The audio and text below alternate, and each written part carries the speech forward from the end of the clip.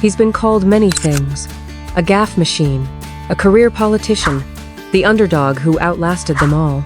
But behind the headlines, the speeches, and the White House doors is a man who's known unbearable grief, staggering loss, and the stubborn hope to keep going. This is not a political story. This is the human story of Joe Biden. Before we begin, if stories of perseverance, humanity, and hope move, you hit that like button and subscribe to our channel. These stories matter, and your support helps us keep telling them. I was born in Scranton, Pennsylvania. 4 kids in a tiny house, blue-collar roots, Irish Catholic. We weren't poor, but we struggled. I had a stutter. Kids laughed. Teachers sighed. Every word felt like a mountain. But my mother, she looked me in the eye and said, "Joey, never let anyone tell you you're less than them." Law school came, then Delaware. I was 29 when I won my Senate seat, youngest in the room, outspoken, hungry, and then I met her, Nelia, smart, funny, fierce. We built a life, 3 kids, a house, a future. 1 week before Christmas, 1972, Nelia took the kids to go Christmas shopping. That's when the call came. There's been an accident. I lost Nelia and our baby girl Naomi in an instant. My sons, Beau and Hunter, were in the hospital. I was a senator-elect and a broken man. I didn't want the seat. I wanted out. But I looked at my boys lying there in bandages, and I knew they needed a father more than I needed to fall apart. I took the oath of office at Beau's hospital bedside.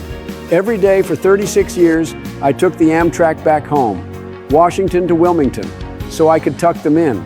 I learned how to legislate by day and pack school lunches by night. Politics was my job, but fatherhood, that was my purpose. I ran for president and failed. Twice. I was laughed at, dismissed, told I was out of touch. But I didn't care. Because for me, it was never about ego.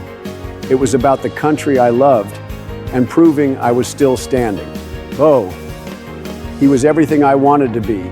Brave, decent, kind.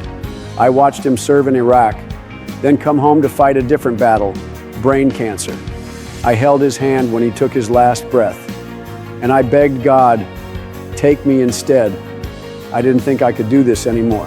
2016 came, then 2020. The country was divided, angry, loud.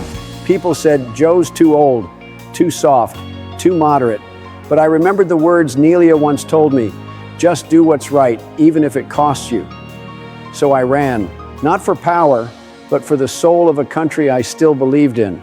I took the oath again, this time as president, 78 years old, more scars than strength, but still standing. And every day I walk into that Oval Office, I carry Nelia, Naomi, Beau, and the millions of people who've had to learn to keep going when life breaks their heart. You think once you become president, everything finally makes sense. It doesn't. You walk into that Oval Office and it's quiet, too quiet. People think it's about power, but really, it's about weight. Every decision, every name on a briefing paper, every soldier you send, every life you might change with a pen stroke. There are nights I don't sleep. I think about Nelia, about Beau. Would they be proud? Would they still recognize me after all this? The truth is, I'm still Joey from Scranton. I still stutter when I'm nervous. I still cry when I'm alone. But I've learned something. You don't lead by being perfect. You lead by standing up, even when your hands are shaking. Joe Biden's story isn't one of perfection. It's one of persistence. He reminds us that grief doesn't have to end us, that scars can be strength, and that sometimes the greatest leaders are the ones who've had to bury the most. So we ask you, what pain shaped your purpose? And when the world tells you you're too broken, will you rise anyway? Tell us in the comments. What kept you going when life knocked you down?